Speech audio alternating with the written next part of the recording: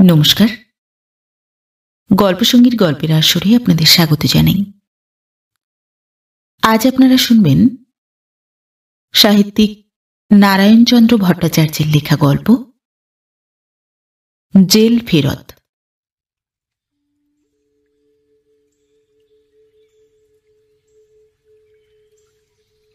দুইবারের jail ফেরত চরণ মালিক লোক সমাজ কর্তৃক পরিত্যক্ত হইয়া যখন গ্রামের নিত্যানন্দ বাবাজির আখড়ায় যাতায়াত করিতেছিল এবং হরিনামের উপর নির্ভর করিয়া কলঙ্কিত জীবনটাকে সফল করিবার চেষ্টা করিতেছিল, তখন সহসা গরবী আসিয়া গোল বাঁধাইয়া দিল। 4 বছর আগে এই গরবীর জন্যই চরণ জেলে যাইতে কুণ্ঠিত হয় নাই। 3 বছর অজন্মা দেশে হাহাকার উঠিয়াছিল। 2 দিন চরণের ঘরে হাঁড়ি চড়ে নাই। স্ত্রী গরবী ক্ষুধায় অবসন্ন হইয়া ভূমিশয্যা গ্রহণ করিয়াছিল।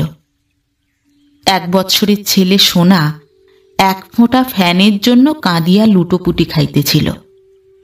আর চরণ ক্ষুধ পিপাসা ক্লান্ত অবসন্ন দেহকে কোনো ক্রমে টানিয়া লইয়া আতসের চাউলের জন্য মহাজনের দ্বারে মাথা কুটিতেছিল। মহাজনের কিন্তু দয়া হইল না। তিনি 3 বৎসরের হিসাব টানিয়া চরণকে বুঝাইয়া দিলেন, এই 3 বৎসরে সে যে 5.5 গন্ডা টাকা দেনা করিয়াছে, তাহা সুদে আসলে 7.25 গন্ডা টাকায় দাঁড়াইয়াছে। চরণের ভিটাটার দাম জোর 20 টাকা হইতে পারে। বাকি 3.25 গন্ডা টাকা মহাজনের লোকসান। এরূপ স্থলে মহাজন লোকসানের উপর আর লোকসান করিতে পারে না। একটা গভীর নিরাশা ও মর্মদাহ লইয়া চরণ রিক্ত হস্তে ফিরিয়া আসিল। রাত্রির অন্ধকারের সঙ্গে সঙ্গে তাহার বুকের ভিতর একটা ব্যর্থ ক্রোধের আগুন জ্বলিয়া উঠিতে লাগিল। সে আগুনে তাহার পাপ পুণ্যবোধ হিতাহিত জ্ঞান পুড়িয়া ছাই হইয়া গেল। তারপর গভীর নিশীথে পল্লী যখন নিস্তব্ধতার মধ্যে ডুবিয়া গেল, তখন শুধু চরণের ভগ্ন কুটির মধ্য হইতে সোনার আকুল চিৎকার উত্থিত হইয়া রজনীর সে গভীর স্তব্ধতা ভঙ্গ করিতে লাগিল। গরবী আকুল দৃষ্টিতে ক্ষুধার তীব্র তাড়না নীরবে স্বামীকে জানাইয়া দিতে লাগিল। চরণ আর পারিল না। সে পাগলের মতো ছুটিয়া বাহির হইল।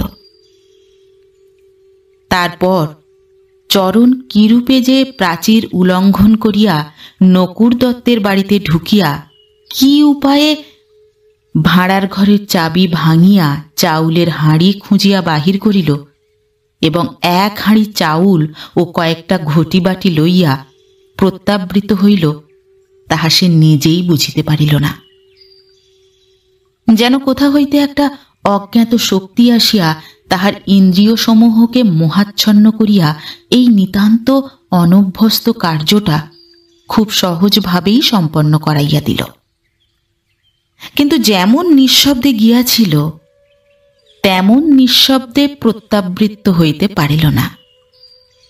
প্রাচীরে উঠিবার সময় অপহৃত ঘটিবাটিগুলা হইতে শব্দ উত্থিত হইল। সে শব্দে বাড়ির লোক জাগিয়া উঠিল এবং চিৎকার করিতে করিতে চোরের পশ্চাৎ ধাবমান হইল। চোর ধরা দিল না, কিন্তু তাহার বাড়ি পর্যন্ত লোকে ধাওয়া করিল। চরণ ঊর্ধ্বশ্বাসে ছুটিয়া ঘরে আসিল এবং অপহৃত জিনিসগুলা ঘরের ভিতর ফেলিয়া পাকা বাঁশের লাঠি লইয়া বাহির হইল। লাঠির বহর দেখিয়া অনুসরণকারীরা পলায়ন করিল। চরণ স্ত্রীকে তুলিয়া ভাত রাঁধাইল এবং ছেলেকে ভাতের মাড় খাওয়াইয়া 2 দিনের পর স্ত্রী পুরুষে পেট ভরিয়া ভাত খাইল। খাওয়া যখন শেষ হইল, পূর্ব দিক ফর্সা হইয়া আসিয়াছে। কিন্তু প্রভাতে সূর্যোদয়ের সঙ্গে সঙ্গে যখন পুলিশ আসিয়া চরণকে গ্রেপ্তার করিল, তখন কৃতকার্যের পরিণাম চিন্তায় চরণ কাতর হইয়া পড়িল। তারপর তাহাকে চালান দিবার সঙ্গে সঙ্গে পুলিশ যখন অপহৃত চাউল ও ঘটি বাটিগুলা পর্যন্ত লইয়া চলিল, তখন চরণ পাগলের মতো চিৎকার করিয়া দারোগাকে বলিল, দোহাই হুজুর, যেগুলোর তরে আমি জেলে যাচ্ছি সেগুলো রেখে যাও। ও অভাগী তবু খেয়ে 10টা দিনও বাঁচবে। উত্তরে দারোগাবাবু এমন একটা অশ্রাব্য উত্তর দিলেন যে তাহা শুনিয়া চরণের ইচ্ছা হইল হাতের হাত করার আঘাতে দারোগার মাথাটা ফাটাইয়া দেয়, কি নিজের মাথায় মারিয়া নিজে মরে। কিন্তু সংকল্প কার্যে পরিণত হইবার পূর্বেই কনস্টেবল রুলের গুঁতা মারিয়া তাহাকে টানিয়া লইয়া চলিল। যাইবার সময় সে গরবীকে একটুও আশ্বাস দিয়া যাইতে পারিল না। মাস 2 পরে সংবাদ আসিল, চুরি অপরাধে চরণের 1.5 বৎসর জেলের হুকুম হইয়াছে। শুনিয়া গরবী কাঁদিয়া উঠানের ধুলায় লুটাপুটি খাইতে লাগিল। 1.5 বৎসর পরে চরণ ঘরে ফিরিল, কিন্তু গরবী বা সোনা কাহাকেও দেখিতে পাইল না। শুধু ভগ্নপ্রায় কুটিরখানা স্তব্ধভাবে দাঁড়াইয়াছিল। অনুসন্ধানে চরণ জানিতে পারিল, তাহার জেলে যাইবার মাস কয়েক পরে গরবী কেশে পুকুরের ছিদাম মাঝিকে সাঙ্গা করিয়া তাহার ঘর কন্যা করিতেছে। শুনিয়া চরণ অবসন্নভাবে উঠানের উপর বসিয়া পড়িল। সে জানিত না যে তাহার জেলের সংবাদ শ্রবণে গরবী একদিন ঠিক এই জায়গায় ধুলার উপর লুটাইয়া পড়িয়া আর্তচিৎকারে গগন বিদীর্ণ করিয়াছিল। পরদিন চরণ কেশেপুকুর অভিমুখে যাত্রা করিল এবং ছিদাম মাঝির বাড়ির সম্মুখে উপস্থিত হইয়া দেখিল, বাহিরে একটি 3 বছর ছেলে খেলা করিতেছে। সোনাকে চিনিতে চরণের বিলম্ব হইল না। সে পাগলের মতো ছুটিয়া গিয়া সোনাকে বুকের উপর তুলিয়া লইল। সোনা কিন্তু তাহাকে চিনিল না। সহসা একজন অপরিচিত কর্তৃক অভ্যর্থিত হইয়া সে ভয়ে কাঁদিয়া উঠিল। ছেলের কান্না শুনিয়া গরবী বাহিরে আসিল, কিন্তু চরণকে দেখিয়া লোকে সহসা সম্মুখে সাপ বা বাঘ দেখিলে যেমন আতঙ্কে শিহরিয়া ছুটিয়া পালায়, তেমনি ভাবে ছুটিয়া পলাইল। চরণ ধীর গম্ভীর কণ্ঠে ডাকিল, গরবী, গরবী। গরবী কিন্তু উত্তর দিল না, ফিরিয়াও চাহিল না। চরণ কিয়ৎক্ষণ অচল প্রস্তরের মতো দাঁড়াইয়া রহিল। তারপরে আস্তে আস্তে সোনাকে বুক হইতে নামাইয়া দিয়া যে পথে আসিয়াছিল সেই পথে ফিরিয়া চলিল। ফিরিয়া আসিয়া চরণ কিন্তু আগে যেভাবে জীবন কাটাইতেছিল ঠিক সেভাবে জীবন কাটাইতে পারিল না। একে তো তাহার নিকট সংসারটা উলটপালট হইয়া গিয়াছিল, তাহার উপর আবার অপবাদগ্রস্ত জেল ফিরত। চরণকে কেহই আর প্রীতির চক্ষে দেখিতে পারিল না। সকলেরই দৃষ্টি হইতে যেন ঘৃণা ও তিরস্কারের তীব্রতা আসিয়া শেলের মতো তাহাকে বিদ্ধ করিতে লাগিল। চরণ মাথা নিচু করিয়া কোনরূপে দিন কাটাইতে লাগিল। একবার ক্ষুধার তাড়নায় যে কাজ করিয়াছে, স্ত্রী পুত্রকে অনশনের হস্ত হইতে রক্ষা করিবার জন্য যে কলঙ্কের কালি গায়ে মাখিয়াছে, সে কালিমা এ জীবনে ধৌত হইবে না। কিন্তু হে অন্তর্যামী দেবতা, তুমি জানো স্নেহ মমতার শাসন কি ভয়ঙ্কর।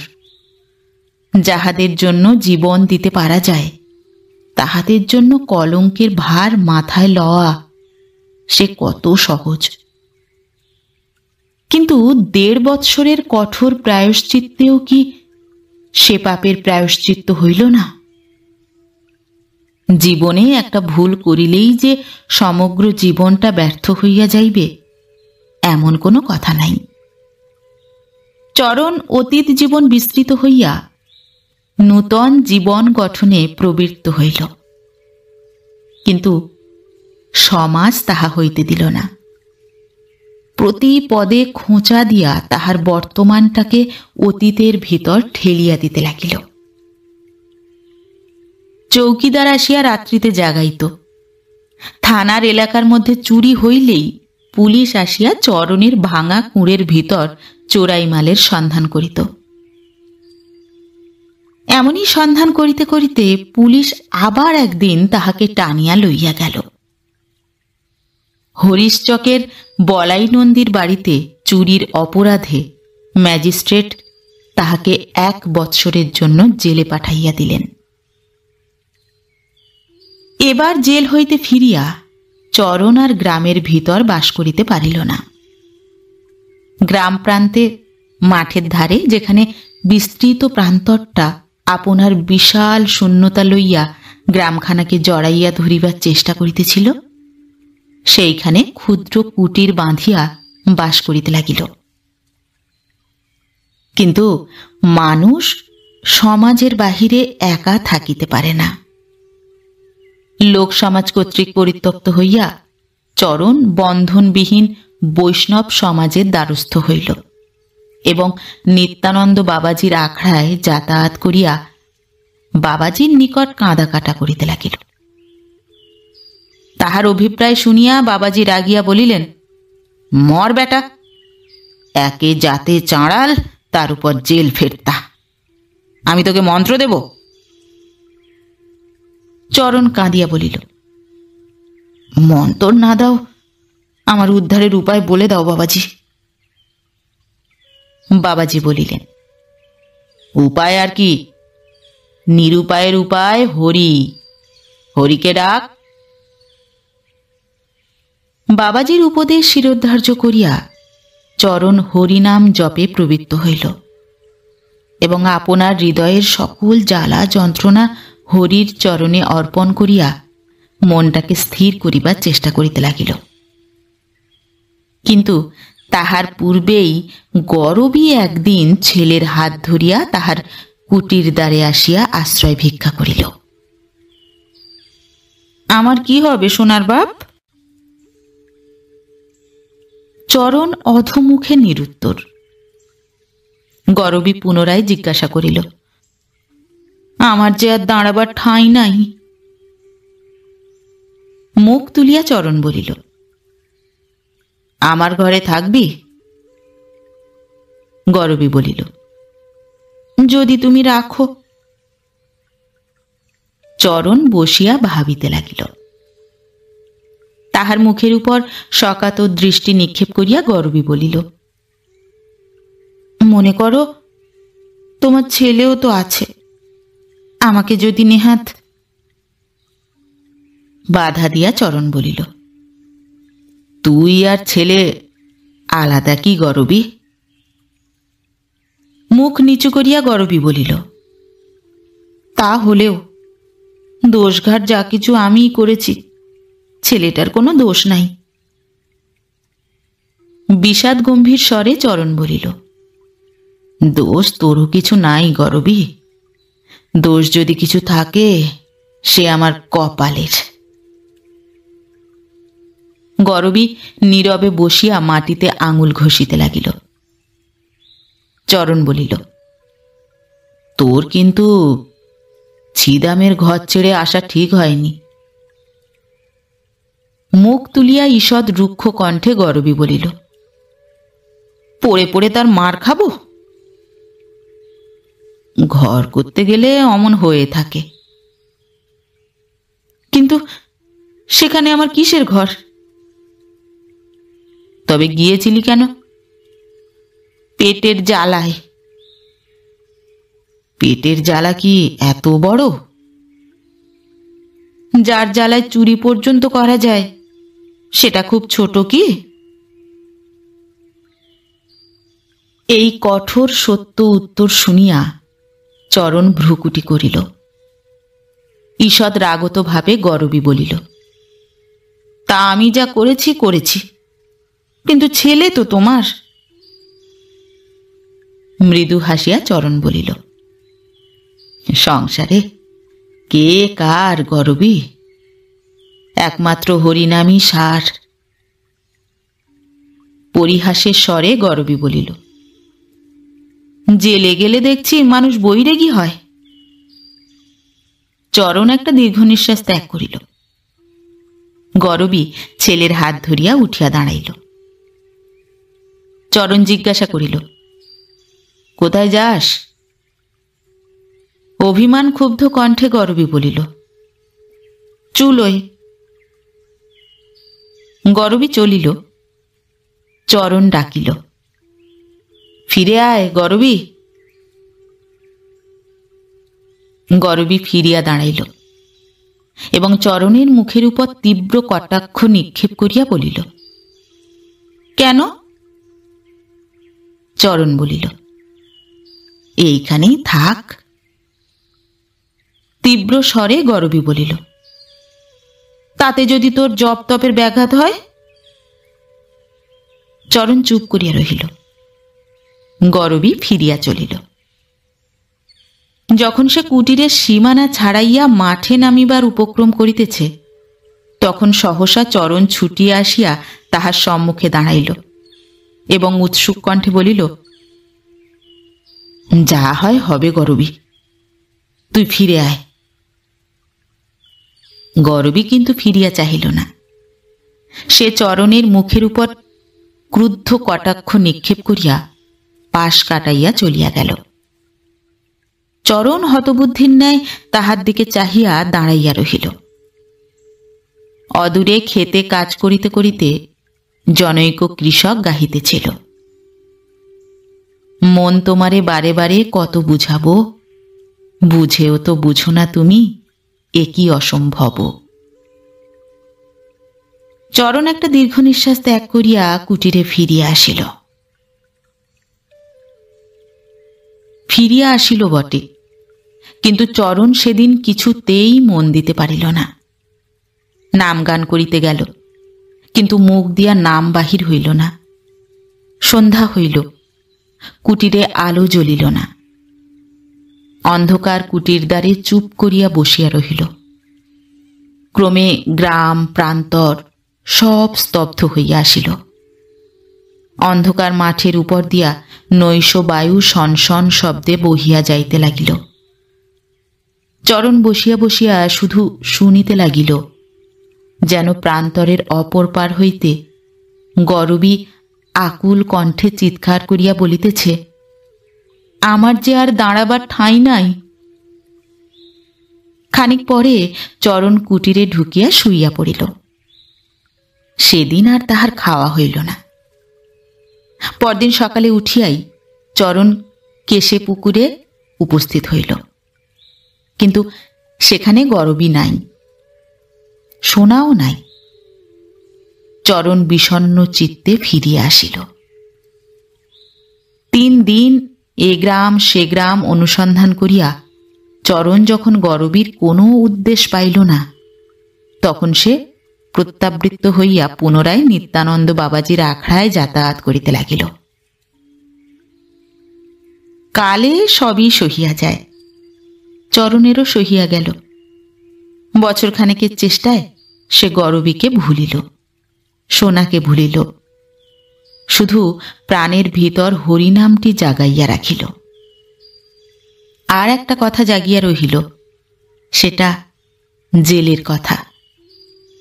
চরণ ভুলিতে চেষ্টা করিলেও পুলিশ তাহাকে সেটা ভুলিতে দিল না। মাঝে মাঝে খানা তল্লাশি করিতে আসিয়া তাহাকে মারিয়া ঘরের জিনিসপত্র তছনছ করিয়া তাহাকে শুধু উত্ত্যক্ত করিল না, সে যে জেল ফেরত, এ কথাটা স্পষ্টভাবে তাহার মনের ভিতর জাগাইয়া রাখিল।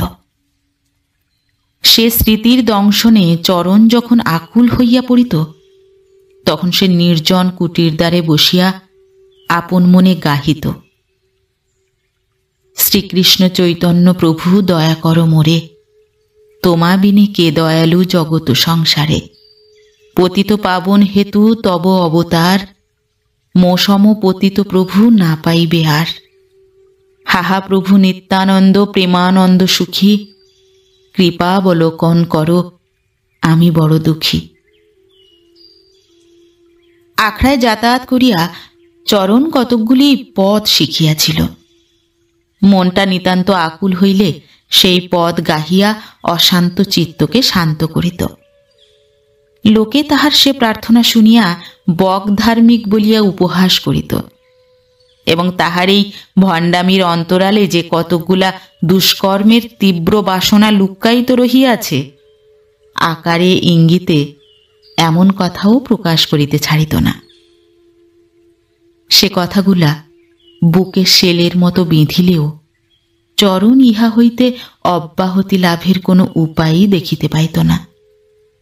শুধু অন্তর্যামী দেবতার চরণে আপনার অন্তরের নিদারুণ ব্যথা জানাইয়া চুপ করিয়া থাকিত।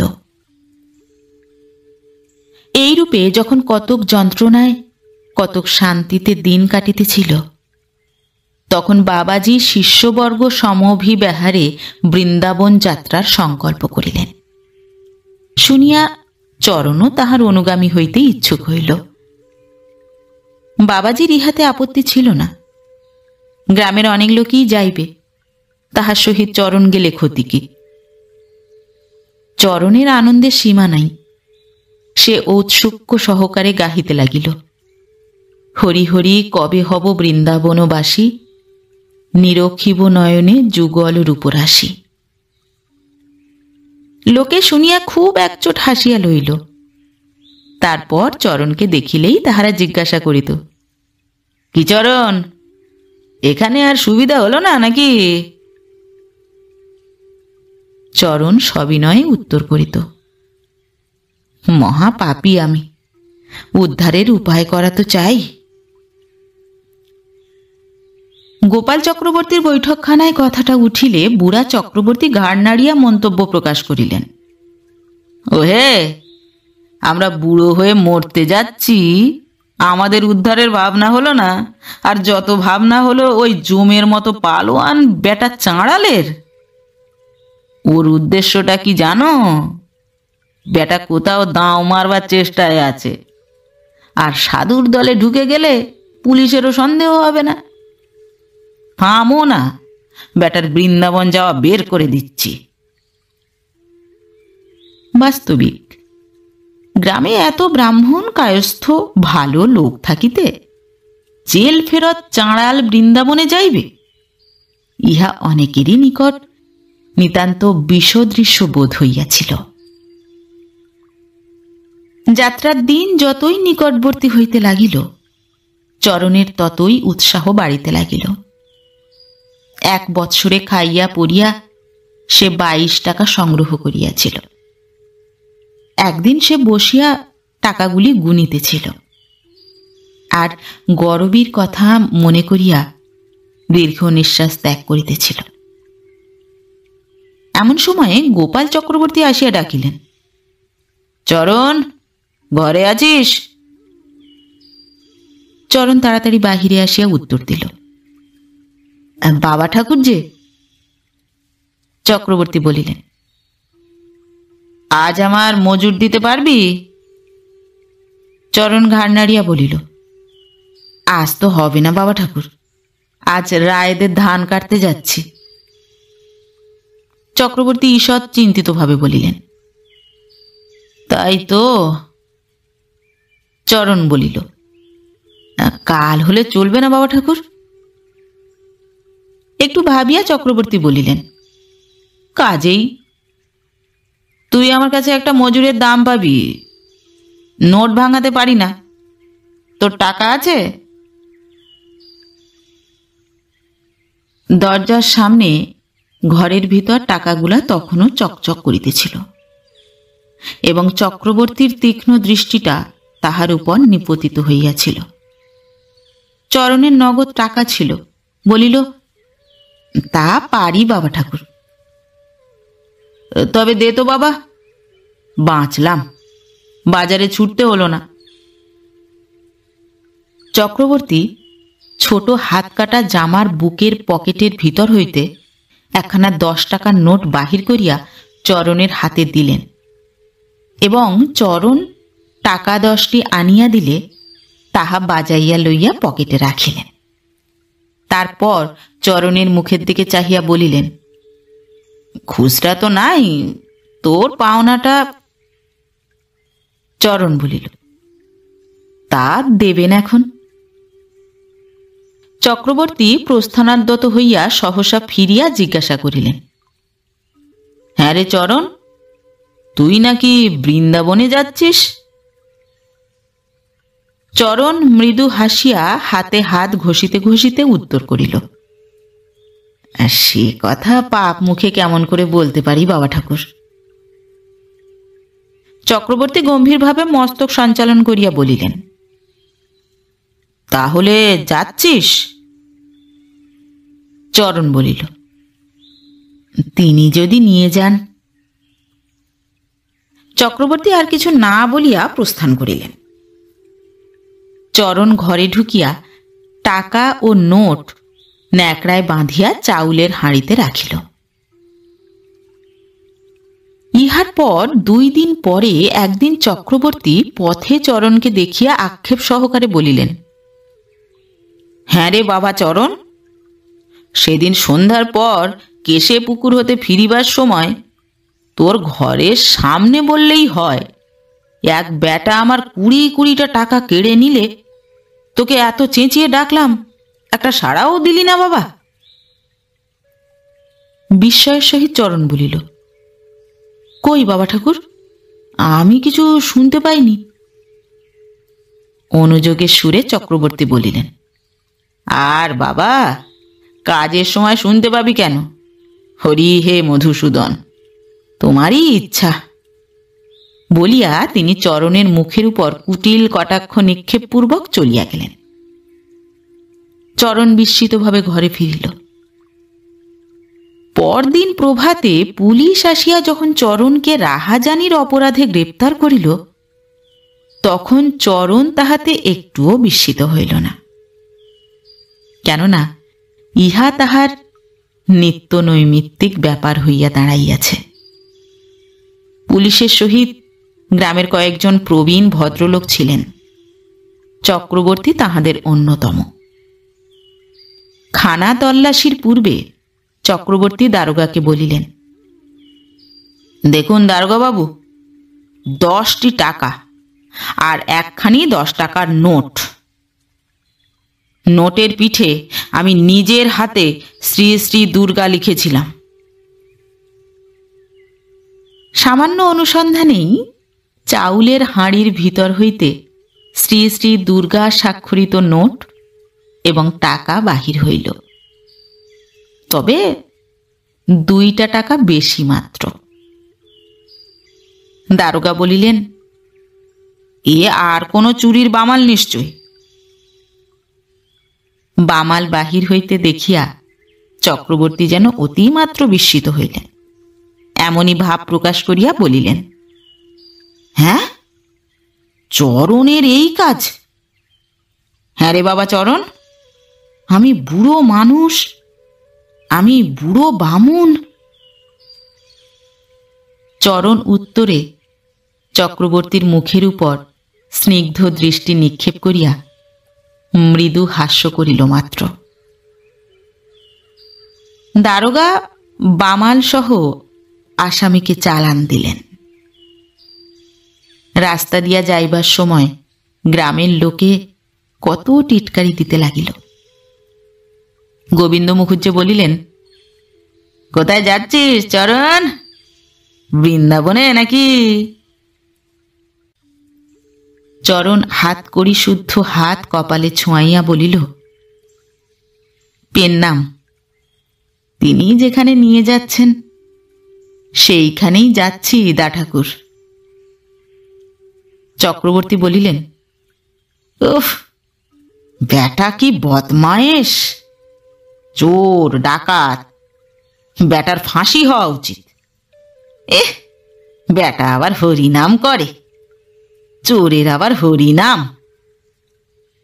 বলিয়া চক্রবর্তী লাঠি ঠক ঠক করিতে করিতে স্বগৃহাভিমুখে প্রস্থান করিলেন। আখড়ার সম্মুখ দিয়ে যাইবার সময় শুনিলেন বাবাজির জনৈক শিষ্য পাষণ্ড দলনের বঙ্গানুবাদ পাঠ করিতেছে। মুচি হয়ে সূচি হয় যদি হরি ভজে, ব্রাহ্মণ হয়ে চণ্ডাল হয় যদি হরি ত্যাজে। দিন দুই পরে চক্রবর্তী একদিন সন্ধ্যার পূর্বে মাঠ হইতে ফিরিবার সময় দেখিলেন একজন মেয়ে মানুষ একটা ছেলের হাত ধরিয়া চরণের কুটির সম্মুখে দাঁড়াইয়া ডাকিতেছে, সোনার বাপ, সোনার বাপ। চক্রবর্তী বলিয়া উঠিলেন, বৃন্দাবনে গেছে গো, সে স্ত্রী বৃন্দাবনে গেছে। অধম পাতকি আমরা, এই আমরাগঞ্জে পড়ে আছি। তাহার সঙ্গের কৃষকেরা হো হো করিয়া হাসিয়া উঠিল। গরবী উঠানের ধুলার উপর বসিয়া পড়িল।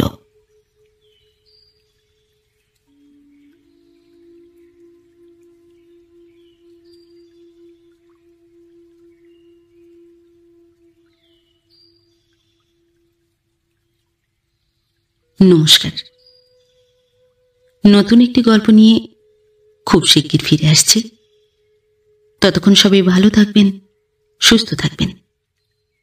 গল্প পাঠ কেমন লাগলো অবশ্যই কমেন্ট করে জানাবেন এবং ভিন্ন ভিন্ন স্বাদের অডিও স্টোরি শোনার জন্য অবশ্যই চ্যানেলটি সাবস্ক্রাইব করবেন। ধন্যবাদ।